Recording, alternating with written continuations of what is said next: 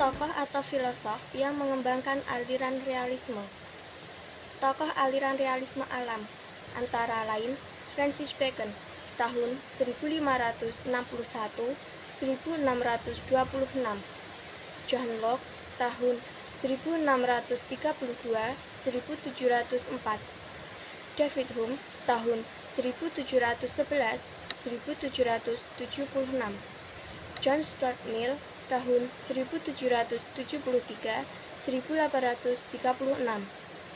Alfred North Whitehead tahun 1861-1947, dan Bertrand Russell tahun 1872-1970.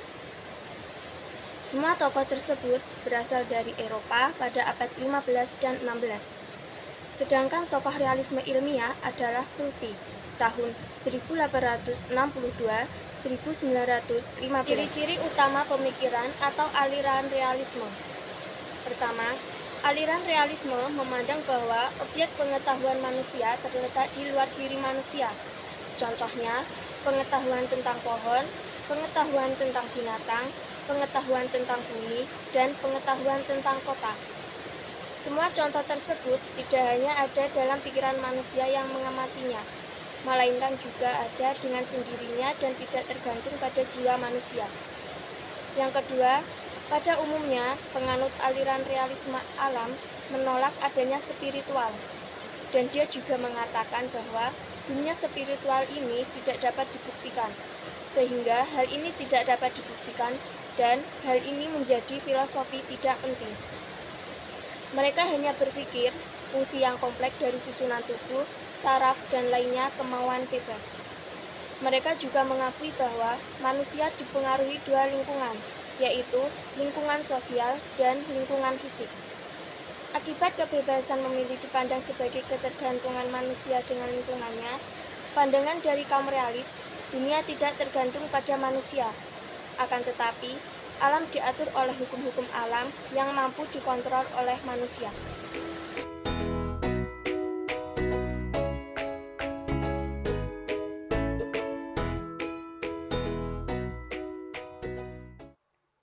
Tujuan pendidikan menurut aliran realisme.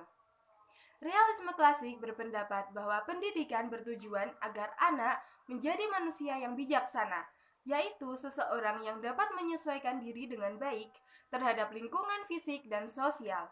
Sedangkan realisme religius mengemukakan bahwa tujuan utama pendidikan adalah mempersiapkan individu untuk dunia dan akhirat, dan mendorong siswa memiliki keseimbangan intelektual yang baik, bukan semata-mata penyesuaian terhadap lingkungan fisik dan sosial saja. Menurut Rama Yulis dan Samsul Rizal, tujuan pendidikan yang pertama adalah transmisi dari kebenaran universal yang terpisah dari pikiran, pendapat, dan pernyataan intelektual.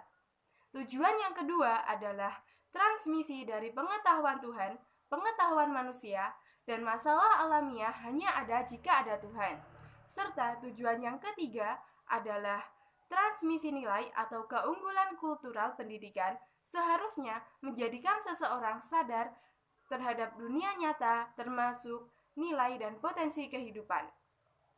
Locke mengemukakan ada beberapa hal tujuan pendidikan, yakni yang pertama, pendidikan bertujuan untuk mencapai kesejahteraan dan kemakmuran setiap manusia atau bangsa.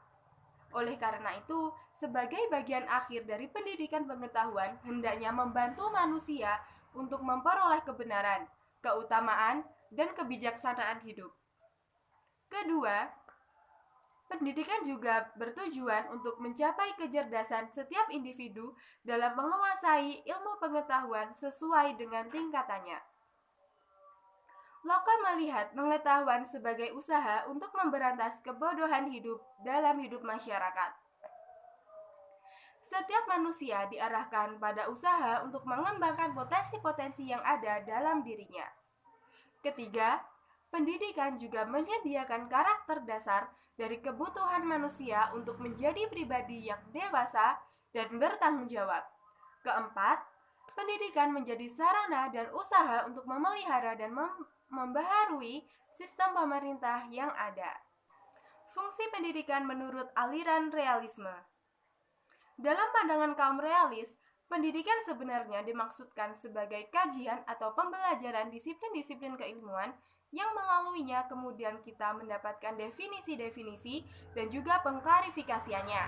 Sejarah, sains, dan matematika adalah tubuh dari pengetahuan. Jika kita mengetahuinya, maka kita akan mengetahui hal-hal yang lebih luas tentang dunia di mana kita tinggal. Pengetahuan adalah jalan terbaik untuk menuntun kita mengenal lingkungan, alam, dan kehidupan keseharian kita.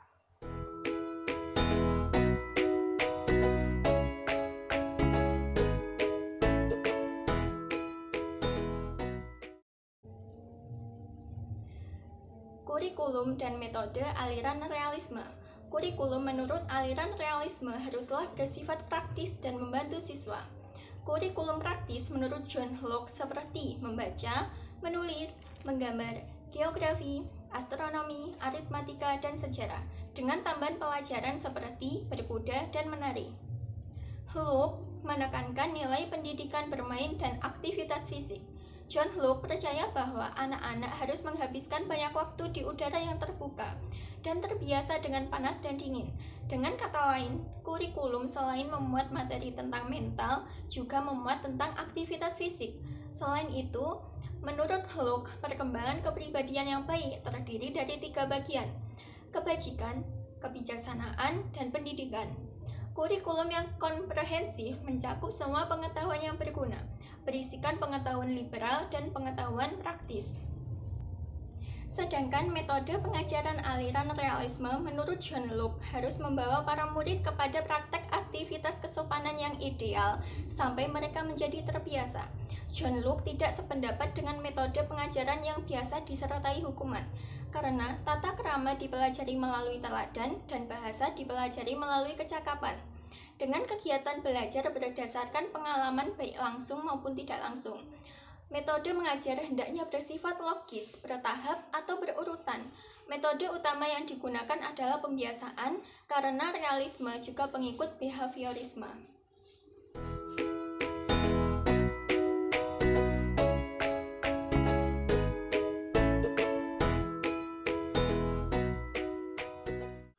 Baik, yang keenam adalah peranan sekolah. Sekolah dalam hubungannya dengan keluarga memiliki peran dalam hal mendidik, memperbaiki, dan memperhalus tingkah laku anak yang telah ada pada dirinya sebelumnya. Menurut Karsidi, beberapa hal yang dilakukan terkait dengan 3 hal ini. Yang pertama adalah membuat anak didik belajar bergaul dengan warga sekolah. Yang kedua, sekolah merupakan atau membuat anak didik belajar menaati peraturan-peraturan yang telah ditetapkan dalam sekolah. Dan yang ketiga adalah mempersiapkan anak didik untuk menjadi anggota masyarakat yang berguna bagi bangsa, negara, dan agama. Hubungannya sekolah dengan kehidupan masyarakat menurut Suwarno yaitu adalah, yang pertama adalah sebagai lembaga peningkatan di dalam kehidupan atau sebagai lembaga untuk mempersiapkan anak didik di dalam kehidupannya. Dan yang kedua adalah sekolah sebagai refleksi atau cerminan kehidupan masyarakat, sehingga sekolah tidak melepaskan diri dari kenyataan-kenyataan yang ada di dalam masyarakat. Yang ketiga yaitu sebagai evaluator kondisi di masyarakat dan selanjutnya melakukan pembinaan. Yang keempat, sebagai lingkungan pengganti keluarga dan pendidik sebagai orang tua. Yang kelima, sebagai lembaga yang menerima hak waris anak jika anak tidak memiliki keluarga. Yang ketujuh adalah peran pendidik. Peran guru yang beragam telah diidentifikasi dan dikaji oleh Pulias dan Young tahun 1988, Manan tahun 1990, serta Yelon dan Weinstein tahun 1997. Adapun peran-peran tersebut ialah yang pertama, guru sebagai pendidik. Guru adalah pendidik yang menjadi tokoh panutan dan identifikasi bagi para peserta didik. Dan di lingkungannya, oleh karena itu, guru harus memiliki standar kualitas tertentu yang mencakup tanggung jawab, wibawa, mandiri, dan disiplin. Yang kedua adalah guru sebagai pengajar.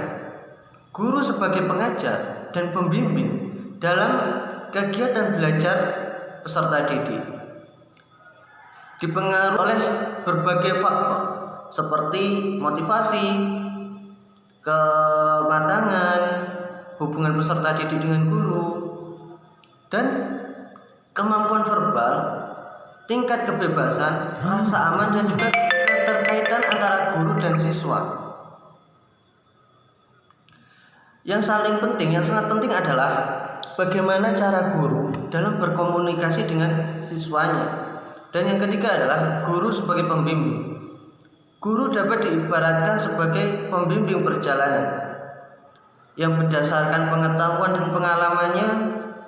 Diharapkan guru mampu membimbing para siswa menuju lebih baik lagi. Dan yang keempat adalah guru sebagai pemimpin. Guru diharapkan mempunyai kepribadian dan ilmu pengetahuan. Guru menjadi pemimpin bagi peserta didiknya, ia akan menjadi imam.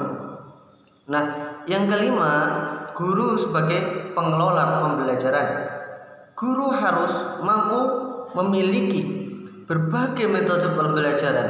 Selain itu, guru juga dituntut untuk senantiasa menambah pengetahuan dan keterampilannya. Supaya apa? Supaya pengetahuan dan keterampilan yang dia miliki tidak ketinggalan oleh zaman.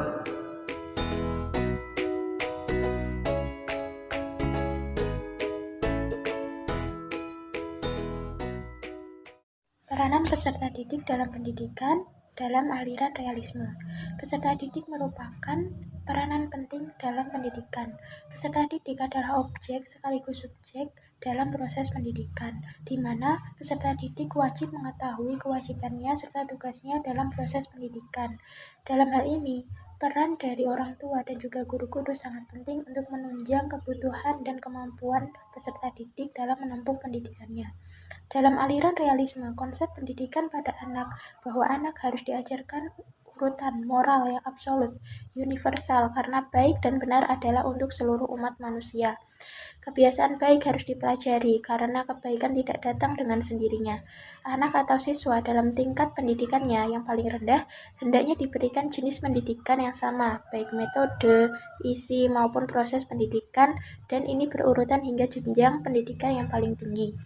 Menurut Imam Bernadi, anak-anak memerlukan tuntunan yang teguh dan sesuai dengan tujuan pendidikan yang hendak dicapai. Hal ini diperlukan karena anak harus diangkat kemampuannya supaya unsur-unsur serta gerak anak itu selalu berada di atas bentuk dan tujuan pendidikan itu sendiri. Implementasi pendidikan dalam aliran realisme. Dalam hal pelajaran, misalnya menguasai pengetahuan dengan handal, memiliki keahlian dalam bidang tertentu, dan dapat dipercaya.